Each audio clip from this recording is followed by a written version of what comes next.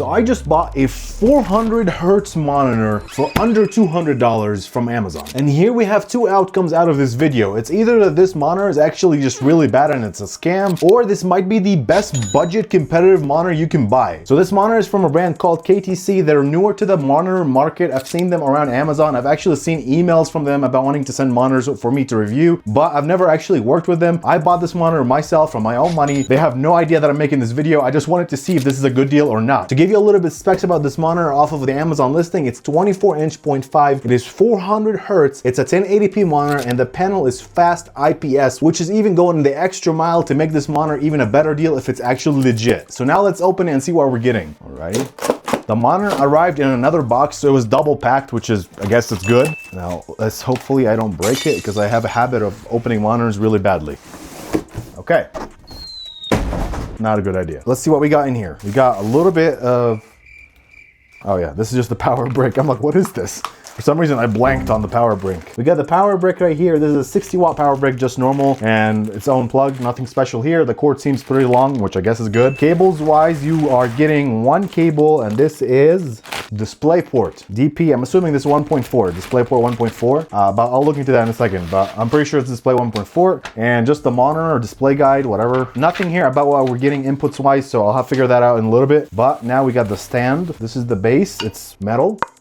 And then you get this, well, I guess it's already attached. Okay. I really am liking the coat on this material. I'll show you in a second. But a little trick for you guys, whenever you buy a new monitor, do not ever take it out of this box or whatever it's laying into before you put the stand on. It's a much easier way to remove the monitor out of the box without touching the screen or just, you know, having to hold the monitor up and then put the stand on. Always put it like this. It's coming with the monitor arm already attached. We just have to put the base on. The monitor arm is detachable. There's a screw here that you can take it off. Because this is VESA mountable, you get 100mm by 100mm standard for VESA mounting, so you can mount it on a wall or a monitor arm that's separate. The one thing I'm looking for is a screw. Where's a screw that goes in here? 6.5 hours later. Okay, we found the screw finally. Now let's screw it in on the bottom here, all tight and nice. Now all we got to do is just lift the monitor out of the box, and we can take off this over here and over there. Okay.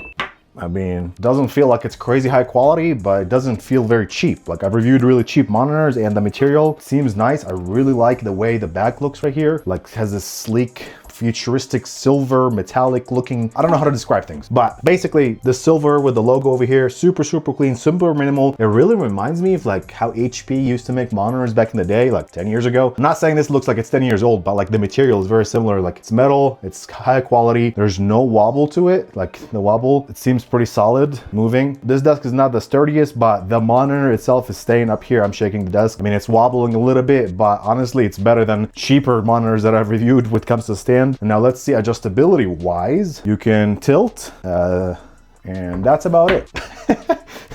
You can just tilt up and down. So this is the degree that you're getting. Nothing crazy, just this. There's no up and down. There's no, it's kind of like a tiny amount of swivel. I think it's just a loose screw, but it does swivel a little bit. But the biggest thing is that you can obviously mount this on the back to a monitor arm, which would be my recommendation. Like, don't use this stand, just buy a $15 monitor arm on like Amazon or Temu or TikTok shop or whatever. Just put this on a monitor arm and then you can put it wherever you want. So the stand itself, it's okay. That's not why we bought this monitor. We bought this monitor because it's 400 hertz. Let me talk about some of the ports that are down here. We have the power, you have USB for service. I'm assuming like firmware updates, if they have firmware updates. You get two HDMI inputs and two DisplayPort inputs and a headphone jack and a lock, a Kingston lock. Basically, you can lock the monitor if you want. But this is pretty good. Two inputs of each and the headphone jack. So you don't have to plug in your headphones into the PC. You can plug them into here and have this as an output. That's pretty nice. I have no idea what the actual like type of HDMI and DisplayPort, but I'm assuming it supports 400 hertz. So whatever that is. Now let's actually plug it in and see if it's any good. Okay guys, so I just plugged in the monitor and this thing looks really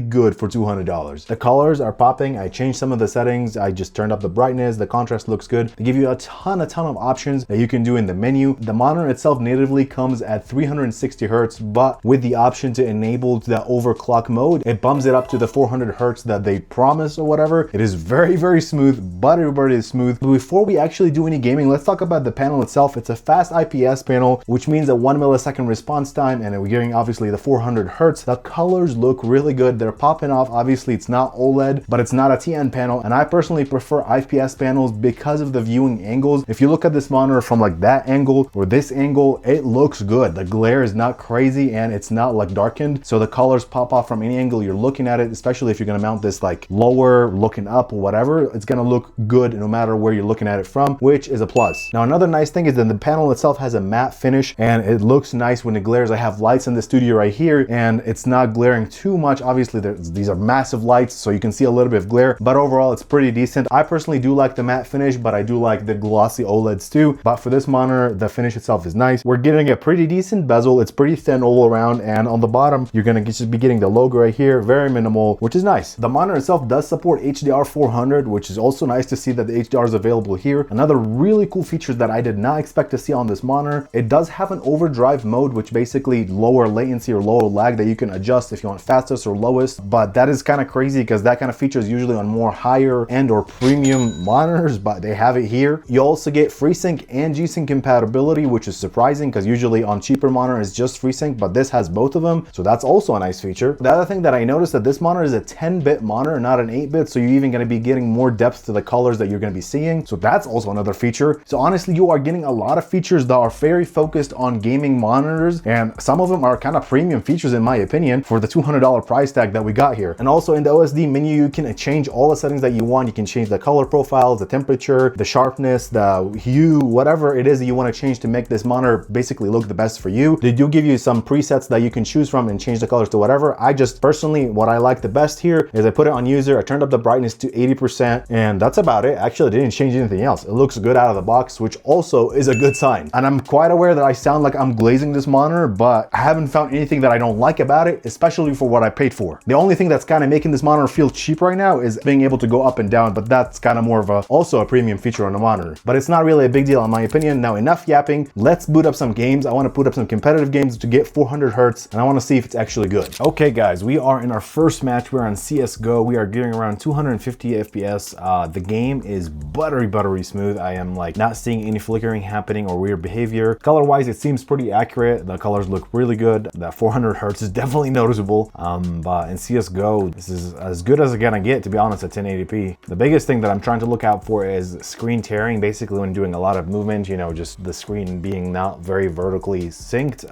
But thanks to that FreeSync, I'm not noticing any problems or any weird behaviors in that sense. But yeah, so that's a really good sign. Overall, 400 hertz is definitely noticeable. The IPS panel is nice and it looks good. The brightness level is on 0.2 and the sharpness level is on 0.2 to me too. It's really good. I'm gonna switch games and try Fortnite, more like colorful game, and see if that's good too. All right guys, now we're in Call of Duty. We're getting 420 frames. I tried to play some what is it called, Fortnite, but it just kept crashing with the AMD 9070 XT GPU for some reason. So I switched to Call of Duty because right now it's working. We are getting 400 FPS, which is insane. It is crazy responsive. Yeah, we're hitting 500 FPS, and so we're definitely using the 400 hertz that this monitor has to offer, and it is quite snappy. The colors look good, the blacks look good. Just overall, one second, I'm a little focused over here on the sniping match. But yeah, I mean, it looks super sharp. The game looks really good and the colors look really good, and that refresh rate is definitely noticeable. The game is super buttery smooth. It is legit 400 FPS as advertised, I guess. Okay guys, now that we've done some gameplay on this monitor for $200, this is like really good value here. You're getting 2 hertz on the dollar, which is like unheard of, and you're getting some really cool features, and the panel itself looks good. It's clear, it's crisp, and the color looks pretty decent. The viewing angles also look really good. You're getting a ton of features that are tailored for gamers. So overall, I don't have any negative things to say about this monitor. I personally like it. If you're looking for something that's really high refresh rate, you're okay with 1080p, if you don't want to spend a lot of money to buy a really high-end monitor that has a high refresh rate, this is definitely a solid option. I would recommend it to anybody, to be honest. So yeah, that is it pretty much for this video. Let me know if you guys have any questions or more questions about this monitor. Drop them all down below in the comments and I'll respond to all of them. Other than that, the link to this monitor will be down below in the description if you want to cop one out. Other than that, I'll see you guys in the next video. Bye.